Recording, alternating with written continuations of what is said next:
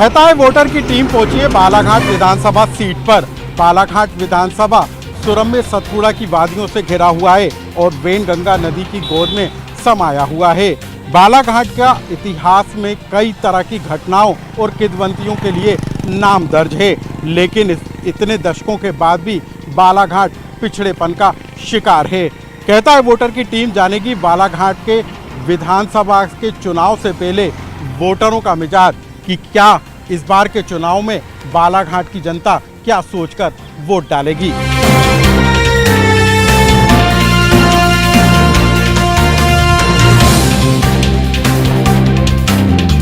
First time का voter क्या सोचता है कि विधानसभा के चुनाव से पहले कौन से मुद्दे होंगे जिनको आप ध्यान में रखकर वोट देंगे? सबसे पहले जैसा रोजगार होना चाहिए, बच्चों युवाओं को रोजगार मिलना चाहिए। जिस तरह से भी बेरोजगारी जिस तरह से लोगों युवाओं में आ गई है, तो मुझे लगता है कि रोजगार सबसे बड़ा मुद्दा होना चाहिए। स्किल डेवलपमेंट मुद्दा नहीं होगा क्या? स्किल यहाँ पर डेवलप हो रही है युवाओं की, कॉलेज में जो शिक्षा दी जा रही है क्या आपको लगता है वो आपके कौशल का विकास कर रही है? नो सर, सिर्फ वो तो किताबी नॉलेज हो रही है, स्किल तो नहीं है। तो इंजीनियरिंग कॉलेज के लिए आप लोग क्या करेंगे? यानी कोई इंजीनियरिंग में जाना चाहता है तो क्या वो बालाघाट से बाहर जाता है? कैसे आप लोग अपनी स्किल डेवलप कर रहे हैं यहाँ पर? सर एक्चुअली जिसको इंजीनियरिंग करनी पड़ती है उसको मैक्सिमम बालाघाट के लोगों को बाहर जाना पड़ता है, जैसे भोपाल, इंदौर हो गया। यहाँ पे पर्टिकुलर आसपास के एरिया में बहुत अच्छी इंजीनियरिंग कॉलेजेस नहीं है, तो हमारी डिमांड है कि जैसे कि यहाँ पे एजुकेशन लेवल हाई है। अगर आप एमपी में सारे जिलों की बात करें तो बालाघाट का एजुकेशन लेवल है वो बहुत हाई है, तो सर इस हिसाब से यहाँ पे एटलीस्ट इंजीनियरिंग कॉलेज अच्छे से अच्छे होने चाहिए। तो इस बार का चुनाव जो होगा उसमें आप उसी को वोट देंगे जो शिक्षा के स्तर को बेहतर करे? यस सर, क्योंकि शिक्षा से बढ़ के कुछ नहीं है। क्या लगता है आपको कि यहाँ पर युवाओं का भविष्य बालाघाट में जो विधायक हैं या जो नुमाइंदे हैं, जो प्रतिनिधि हैं, वो आप युवाओं के बारे में सोच रहे हैं, बातें कर रहे हैं? अभी तो ऐसा कुछ नहीं लग रहा है। यहाँ इंडस्ट्रीज की बहुत ज़्यादा ज़रूरतें हैं, युवा यहाँ अधिक से अधिक बेरोजगार। बीजेपी ने लर्न एंड अर्न करके एक योजना शुरू की है जिसमें युवाओं को सिखाया जाएगा और उसी के साथ स्टाइपेंड भी दिया जाएगा। कांग्रेस कह रही है कि हम युवाओं को स्टाइपेंड देने का काम करेंगे, यानी बेरोजगारी भत्ता देने का काम करेंगे। तो आपको लगता है ये भी आप तुलना करेंगे कि कौन सा दल बेहतर होगा आपके लिए? सर एक्चुअली युवाओं को बेरोजगारी भत्ता नहीं चाहिए सर, उन्हें एक अच्छा एजुकेशन चाहिए, उन्हें एक सोर्स चाहिए जहाँ पे वो अपना स्वरोजगार ओपन कर सके, जहाँ पे उनको रोजगार के अवसर मिले। कोई युवा नहीं चाहता कि उन्हें बेरोजगारी भत्ता मिले, तो सर हम यही चाहेंगे कि जो गवर्नमेंट युवाओं को रोजगार दिलवाए वही। तो बालाघाट के विधानसभा चुनाव में युवाओं से जुड़ा मुद्दा जोर शोर के साथ गूंजेगा। न सिर्फ बालाघाट में जो शिक्षा व्यवस्था है उसको कैसे बेहतर किया जाए, कैसे लर्न के जरिए अर्न हासिल किया जाए, कौन सा दल या कौन सा उम्मीदवार युवाओं की नज़रों पर खरा उतरेगा, इसका तुलना इस बार के विधानसभा चुनाव में बालाघाट की युवा जनता जरूर करेगी।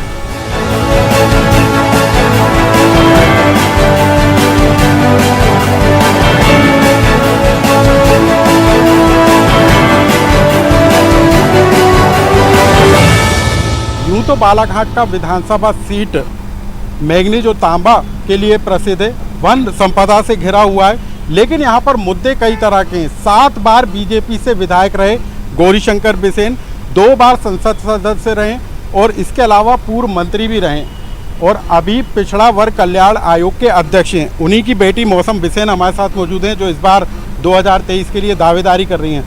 मौसम जी, सबसे पहले यही सवाल कि 7 बार के विधायक, 2 बार के संसद सदस्य, पूर्व मंत्री, लेकिन अभी पिछड़ापन दूर नहीं हुआ है बालाघाट का।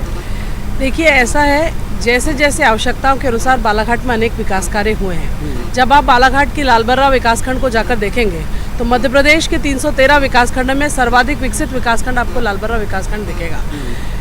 जहाँ तक मेरा सवाल है, मैं एक भारतीय जनता पार्टी की कार्यकर्ता हूँ और कार्यकर्ता के नाते मैं काम कर रही हूँ। ये मेरा सौभाग्य है कि मैं माननीय गौरीशंकर जी बिसेन की पुत्री हूँ, लेकिन उससे भी बड़ा सौभाग्य कि जो राष्ट्रवाद के विचार पे कार्य करने वाला राजनीतिक दल भारतीय जनता पार्टी की कार्यकर्ता हूँ। पूर्व में मैं प्रदेश कार्य समिति सदस्य थी, वर्तमान में। तो इस बार भी बालाघाट में क्या राष्ट्रवाद बड़ा मुद्दा होगा या स्थानीय विकास के मुद्दे होंगे? क्योंकि रेलवे ओवर ब्रिज यहाँ पर नहीं बन पाया है, सड़कों की हालत खराब है।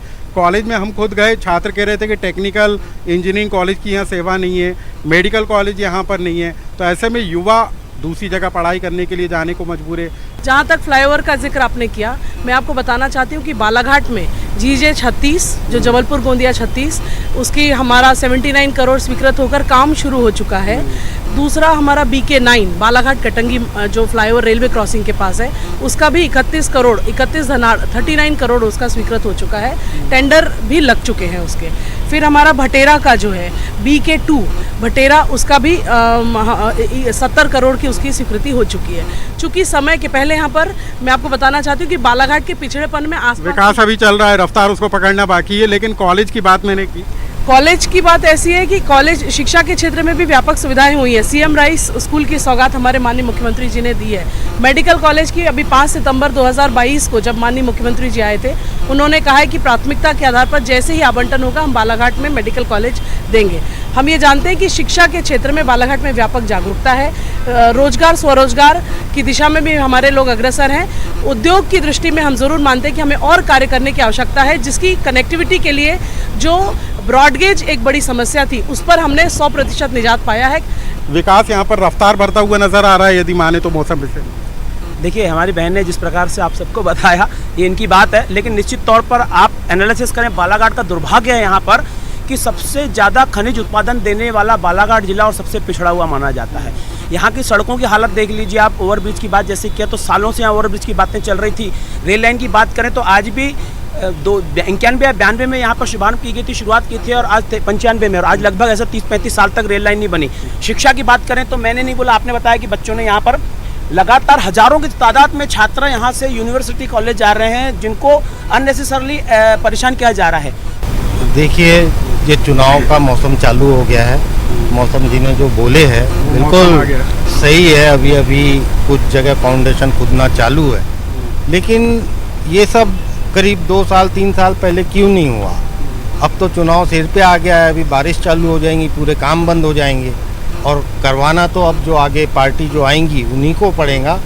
और इतना लेट करना ये साबित करता है ये चुनावी पार्टी आएगी कैसे, कौन सी आएगी? क्योंकि 7 बार से तो वही विधायक के तौर पर जीतते हुए नजर। देखिए, अभी बहुत टाइम हो गया है। अब कमलनाथ जी ने पहले भी अपनी पार्टी लेकर आई थी, लेकिन कुछ हमारे विधायकों को, गद्दारों को खरीद के बीजेपी ने अपनी सरकार बनाई है। लेकिन इस बार क्यों आएगी कांग्रेस, क्यों आएगी, क्या लग रहा है आपको? क्यों? जैसे कि अभी बोला गया कि यहाँ पे रोजगार के लिए और लाल बर्रा बालाघाट में लाल बर्रा विकास खंड की बातें की गई। मैं जानना चाहती हूँ कि आप 15 सालों से, कभी 20 सालों से आप यहाँ पर मंत्री पद पर हैं। मैं किसी पर्टिकुलर का नाम लेना नहीं चाहती, आप खुद समझदार हैं। तो आप जब इलेक्शन आते हैं, आप मैं तो समझदार हूँ, लेकिन यहाँ की जनता क्यों समझदार नहीं है? यदि विकास नहीं हो रहा है तो क्यों जीत रहे हैं गौरीशंकर? आप जानते होंगे कि लाल बर्रा में कितने दिन तक हड़ताल पे बैठे रहे हमारे जो व्यापारी हैं, छोटे मोटे जो रोजगार, उनको नहीं रोजगार मिला तो वो लोग सड़कों पे खड़े होकर उन्होंने खिलौने जैसी चीज़ों पे उन्होंने अपना व्यापार बनाया। आपने उनकी दुकानें छीन ली।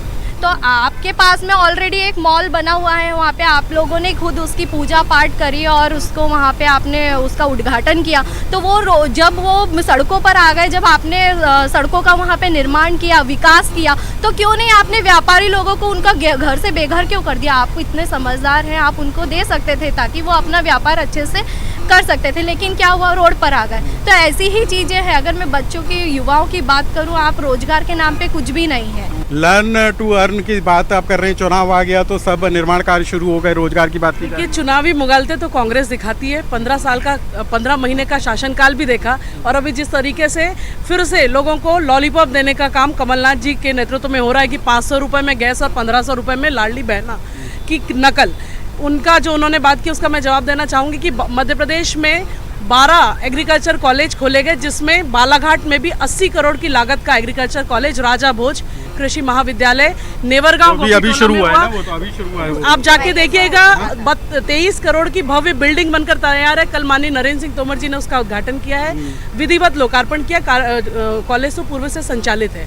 रहा सवाल विकास कार्यों का, जिस कॉम्प्लेक्स वगैरह की बात करती हूँ उनको जानकारी का अभाव है, अभी थोड़ा नई जुड़ी है। चूँकि अगर ये तो पहला प्रश्न है कि अगर जनता विश्वास नहीं रखती, विकास नहीं होता तो परिणाम नहीं दिखता, पलायन हो रहा है यहाँ से। जी ऐसे ही 2018 में भाजपा कांग्रेस वाले आमने सामने थे। उस समय हमने किसी पार्टी ज्वाइन नहीं किया था, आज तो आम आदमी पार्टी में। तब हमारी बहन ने ये कहा था कि मेडिकल कॉलेज जल्दी ही खुल जाएगा।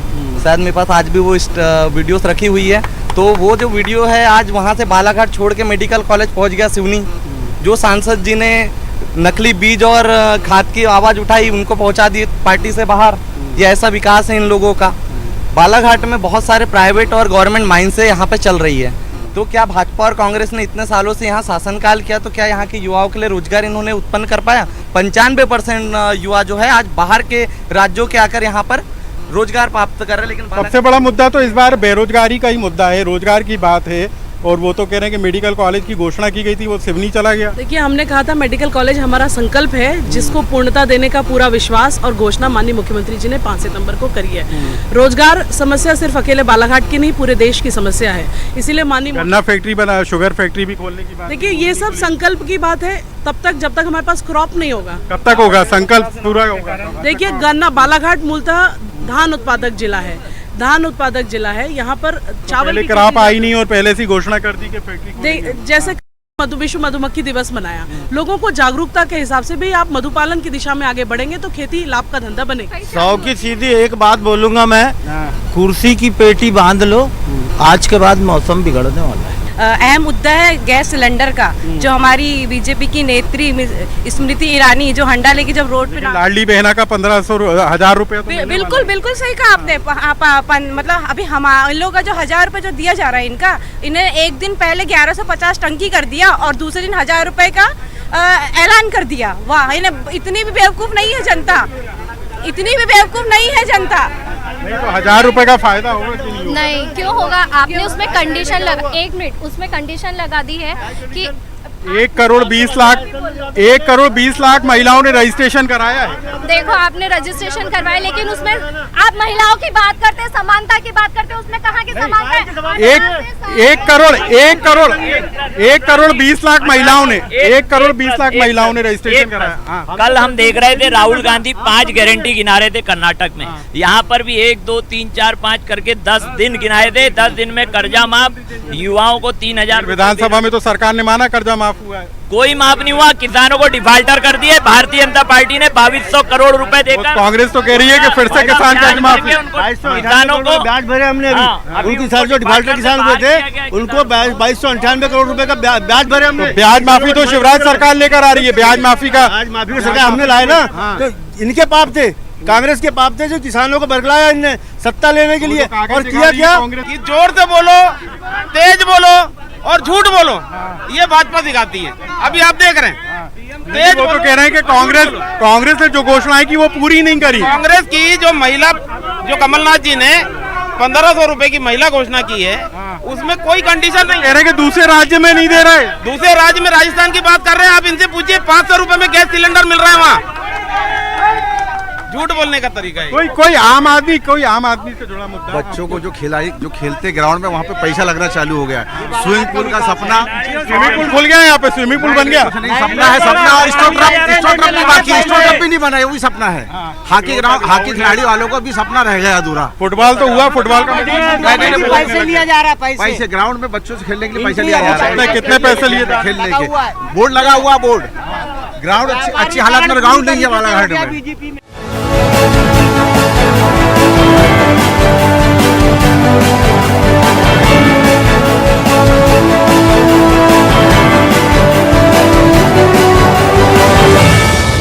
सुविधाएं हैं। मेरा बेटा बास्केटबॉल खेलने जाता है, इतना अच्छा ग्राउंड बना हुआ है, तो बाकी बच्चे भी जाते हैं। जरूरी नहीं है, स्विमिंग के लिए बहुत सारी जगह है, बन जाएगा वो भी। मेरा तो सबसे पहले कांग्रेसियों से एक ही सवाल है, जब 2018 में चुनाव हुआ किसी को बहुमत नहीं मिला, सबसे बड़े दल के रूप में कांग्रेस को सरकार बनाने का मौका मिला, सबसे बड़े दल के रूप में कांग्रेस को सरकार बनाने का मौका मिला, लेकिन अगर आपकी 16 महीने की सरकार इतनी बेहतरीन थी तो आपके 24 विधायक आपको छोड़ के चले गए और आपकी सरकार चले गई। इतनी अगर अच्छी विधायक आपने 16 महीने में सरकार चलाई थी, आपके विधायक आपको छोड़ के क्यों चले गए? 1 मिनट। वार्ड नंबर 1 माननीय गौरीशंकर बिसेन जी ने, उन्होंने अपने नाम से वो बनाया है, ठीक है वार्ड। और मैं वार्ड नंबर 1 की रहने वाली हूँ। और वहाँ पे जब बाढ़ आती है तो मैंने खुद देखा है उन लोगों को बाढ़ से घर के बेघर होते हुए आज भी उन लोगों को पट्टा नहीं मिला, आज भी उनको रोड की सुविधा नहीं है, बच्चे स्कूल नहीं जाते। जब मैं चुनाव के लिए खड़ी हुई तो मेरे को हर लोगों ने यही बोला कि यहाँ पे ना रोड है, तुम किस बात का यानी कि वोट देंगे। लोग वहाँ पे वोट के देने के सख्त खिलाफ थे। देखिए जो डूब क्षेत्र है उसमें कोई गौरी शंकर बिसेन जी वाल बन के खड़ी नहीं होंगे, लेकिन फिर भी उन्होंने 4.5 करोड़ रुपए SDRF से लाकर 1100 मीटर लंबी एक रिटर्निंग वाल बन रही है जो बाढ़ के पानी को जितना हद तक हो सके। कितनी आबादी प्रभावित होती है, कितनी आबादी है वहाँ पर? वहाँ पे समथिंग फिर भी 300-400 लोग बसे भी हैं। और परिवार है कि लोग रहते हैं? घर है। वो तो कह रहे हैं कि वॉल बन रही है वहाँ पर, रिटर्निंग वॉल बना रहे हैं। जब बन रही तो नहीं, ये एक तरफ तो ये कह रहे हैं कि वो डाक विभाग की जमीन है, दूसरी तरफ से बसा दी है उनको, तो फिर क्या उजड़ेंगे? ग्रामीण अंचल में इन्होंने जो उज्ज्वला योजना के तहत सिलेंडर बांटे थे वो सबरे के सबरे धरे के धरे रह गए। इतनी महंगाई है सिलेंडर में, अब वो पुनः वो लकड़ी से ही खाना बना रही है। दूसरी चीज है बिजली की बात करते, 24 घंटा आप ग्रामीण अंचलों में जाइए, रबी की फसल लगी हुई है, सिर्फ 2 घंटा बिजली धान यहाँ पर धान की एक बड़ा धान पे अभी रबी की फसल लगी हुई है। गौरी शंकर बिसेन जी कृषि मंत्री भी रहे हैं, इन्होंने कृषि कॉलेज खोला है, बड़ा बिल्कुल उसका प्रचार हो रहा है। रबी का जो है उसका कहीं से भी समर्थन मूल्य पे ध्यान नहीं बिकता है। क्या दोनों क्या एक खरब की फसल जो है वो भर मिलती है, बाकी इसका रजिस्ट्रेशन ही नहीं है। कौन जीतेगा, यानी कि क्या मुद्दे होंगे, क्या सोचकर आप वोट दोगे? ये सोच के जो मोदी जी ने किया है वो सोच के देंगे। मोदी जी पे चल रहा है पूरा। स्थानीय मुद्दे लोकल मुद्दे नहीं, लोकल नहीं, पूरे बाहर के मुद्दे हैं। पानी तो दिलवा दीजिए बोलना, 10 साल से नगर पालिका भाजपा के नल जल पूरी फ्लॉप हो गई, पानी नहीं मिल रहा है सर। नल जल योजना शुरू नहीं हुई क्या? नल जल योजना में जितने टेंडर PHU से हुए सारे पूरा इतना भ्रष्टाचार हुआ है उस योजना में। आप चले जाइए चाहे विधानसभा परिसर पानी की 20 साल से नल योजना चल रही है, अभी तक पूरी नहीं हुई। हर साल चुनाव में पानी के सर पानी यहाँ पे मैं बता रहा हूँ, जो पुराना जो पाइपलाइन थी उसमें छोटे छोटे कीड़े आ रहे हैं। यदि आप अच्छे से देखेंगे कहाँ से पानी आता है? पानी सर पानी सभी जगह अलग अलग पानी टैंकी जानी हुई। इनने आज आपको बता रहा हूँ कि इनने जिस पार्टी की आज अपनी पार्टी में जिस महिला को बनाया है पूर्व नगर पालिका अध्यक्ष को, उसके समय बालाघाट में एक टाइम पानी मिलता था। जब भारतीय जनता पार्टी के रमेश संगलानी जी अध्यक्ष बने तब जाके 2 टाइम पानी मिलना चालू हुआ। उसको आगे बढ़ाया अनिल दुआरे ने, और जो व्यवस्था को सुधार रहा है वो सुरजीत सिंह ठाकुर है। इन लोग कहाँ की बात कर रहे हैं? बीजेपी और कांग्रेस का मकसद एक ही है, चुनाव जीतना। इनका विकास करने से कोई लेना देना नहीं है इनको। आज ये प्रेरित होता बालाघाट जिला, यहाँ पे इतने साधन है, प्राकृतिक संसाधन है, चाहते तो बालाघाट जिले को प्रेरित बना सकते थे। 20 साल बीजेपी और 40 साल कांग्रेस ने शासन की, लेकिन यहाँ कोई विकास नहीं हुआ। केवल चुनाव जीतना मकसद है, जनता की सेवा करना इनका। तो इस बार बालाघाट विधानसभा में कई ऐसे मुद्दे होंगे जो विधानसभा में गूंजेंगे। बेरोजगारी एक बड़ा मुद्दा होगा, लेकिन सबसे बड़ी बात है कि यहाँ पर बीजेपी लगातार कब्जा करती रही और 2023 के विधानसभा चुनाव में बालाघाट की जनता किसके नाम पर मोहर लगाएगी, ये देखना होगा।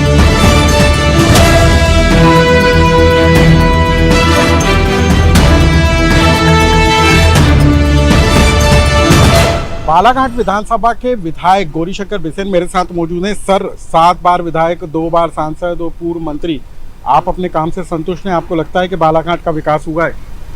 किसी भी व्यक्ति को कभी किसी काम से संतुष्ट नहीं होना चाहिए, कभी किसी कार्य का विराम नहीं होता। कार्य और विकास अनवरत चलते रहता है, लेकिन जो हमने आज तक किया है वो अपने आप में मिसाल है। कोई 5 ऐसे बड़े काम जो आपने किए हो विधानसभा? इसी साल एक साथ 3 railway crossing overbridge, 1 Wainganga bridge का हमने टेंडर कॉल किया, काम शुरू हो गया। 1 कार का उद्घाटन किया जो अभी पिछले सप्ताह में हुआ, जिसमें हमने कांग्रेस के चुनाव से पहले ये निर्माण कार्यों की याद आ रही है। लेकिन मैं जब कृषि मंत्री था तब हमने पुलिया दिया था, भाई अभी वो पूरा हुआ है। 1 का चुनाव से पहले नहीं, पिछले 2021 के बजट में था। बजट की प्रक्रिया और केंद्र सरकार के रेलवे के ट्रैक के बीच के पैसे का जब तक अनुबंध नहीं होता उसको पैसा रिलीज नहीं हो सकता। राज्य स्तरीय उत्सव जो हमारी वित्त कमेटी होती है, उसने अनुमोदन कर दिया। 2 के तो टेंडर होकर के निविदा कार्य ने एग्रीमेंट कर लिया और 2 के टेंडर प्रक्रियाधीन है। ये 4 बड़े काम नगर के। अभी हम लगभग 200 करोड़ रुपए का पुनर्घनत्वीकरण योजना में काम करे। 12 करोड़ का हमने पिछले दिन ही कार्य का शुभारंभ किया था। हाँ, उसमें काम मैंने 12 करोड़ का काम शुरू किया था। अभी हम लालबर्रा में एक चौड़ा पद बना 132 करोड़ 1 करोड़ 32 लाख रुपए विधायक निधि से और बाकी अन्य मदों से इंतजाम करके हम वहाँ पे 5.5 बाई 5.5 3 बाई 3 1 बाई 1 और फिर 1 बाई 1 की नाली इतना चौड़ा रोड बना रहे हैं। क्या अब आप नए कामों को लेकर जनता के बीच में जाएंगे? 80 करोड़ रुपए की लागत का एग्रीकल्चर कॉलेज का कल ही हमने लोकार्पण किया है। 110 एकड़ जमीन हमने दिया है। BSc की सारी कक्षाएं चालू हो गया, तो सोचते का निर्माण हो गया, हॉस्टल बन गई। वो अब गर्ल्स हॉस्टल के लिए हम पैसा दे रहे हैं। और मुझे लगता है कि इस समय में ये जो 90% यहाँ का जो रोजगार है कृषि है, कृषि का सबसे बड़ा उपक्रम हमने दिया है और इसलिए किसान हमसे संतुष्ट है। एक दाना हमने अनाज खरीदा है।